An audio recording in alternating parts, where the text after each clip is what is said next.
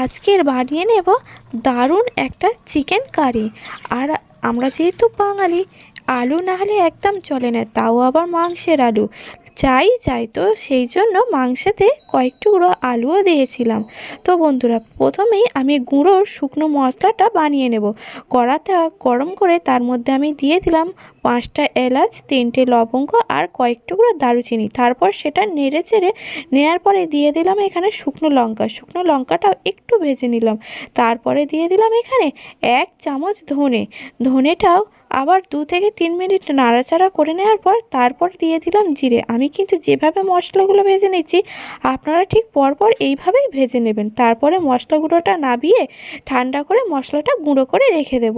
আর দেখুন বন্ধুরা, এখানে আমি পেঁয়াজটা তেলের মধ্যে দিয়ে দিলাম। পেঁয়াজটা তেলের মধ্যে দিয়ে একটুখানি নাড়াচাড়া করেই তারপরে আমি কিন্তু একদম চিকেনের পরিমাণে 2 চামচ আমি দিয়ে দিলাম নুন। নুনটা দিতে পেঁয়াজটা সহজেই দেখুন নরম হয়ে গেল আর কি সুন্দর। আর আমি কিন্তু এখানে 750 গ্রাম মাংসে 2 চামচ কিন্তু নুন ব্যবহার করেছি, আমি কিন্তু আর নুন দেব না। তো পেঁয়াজটা ভাজা হয়ে যেতে তার মধ্যে দিয়ে দিলাম ধুয়ে রাখা মাংসটা।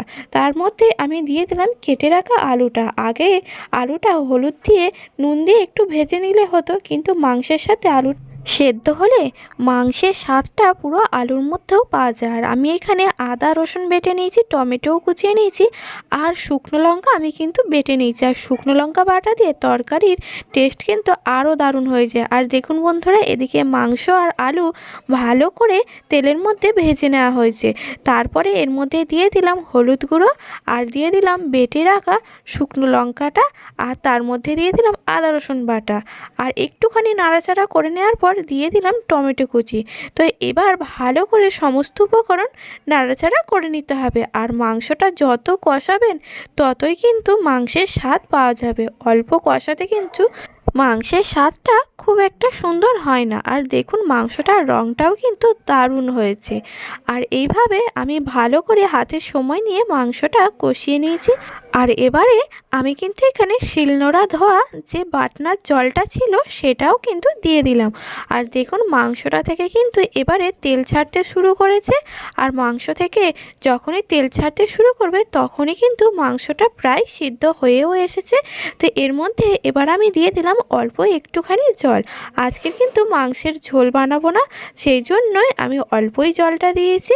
আর দেখুন বন্ধুরা, ভাজা শুকনো মশলাগুলো আমি কিন্তু শিলনোড়ায় আধবাটা করে গুঁড়ো করে নিয়েছি। খুব বেশিও কিন্তু গুঁড়ো করিনি, মিহি করে। আর একদমও গোটা গোটা কিন্তু রাখিনি।